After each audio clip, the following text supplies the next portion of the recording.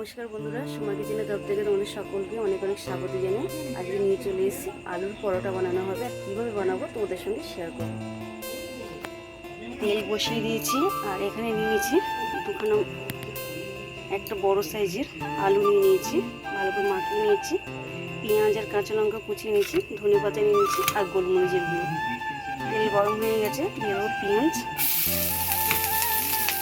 পেঁয়াজগুলো ভাজা হয়ে গেছে, এবার দিয়ে দেবো হালকা করে একটু হলুদ,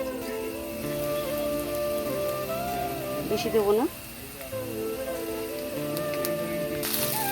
নুন, হলুদ, চিনি দিয়ে ভালো করে আলুটা কষিয়ে নেব।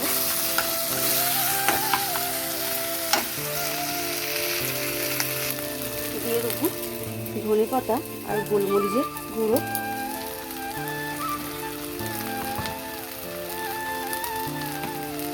আলুর পুরো কমপ্লিট হয়ে গেছে, মেখে নেবো আটা। আর আটার ময়দার মধ্যে আমি দিয়ে দিচ্ছি একটা ডিম, তেল, নুন, চিনি।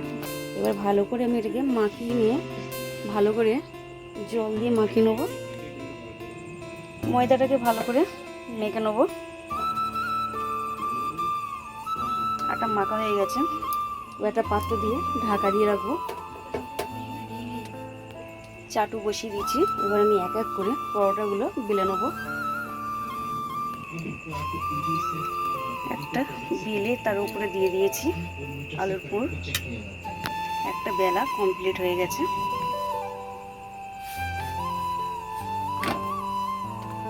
দিয়ে দেবো তেল।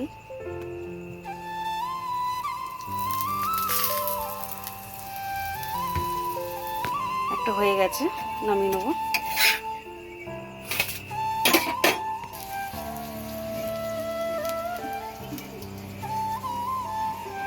পরোটাগুলো কি সুন্দর ফুলছে, দেখে নাও বন্ধুরা।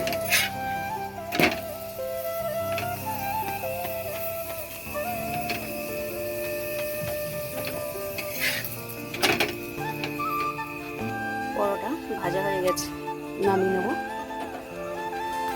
আলুর পরোটা কমপ্লিট হয়ে গেছে। শুরু থেকে শেষ পর্যন্ত বন্ধুরা দেখিয়েছি। যদি ভালো লেগে থাকে লাইক, কমেন্ট, শেয়ার আর সাবস্ক্রাইব করতে তুমি একদম ভুলবে না।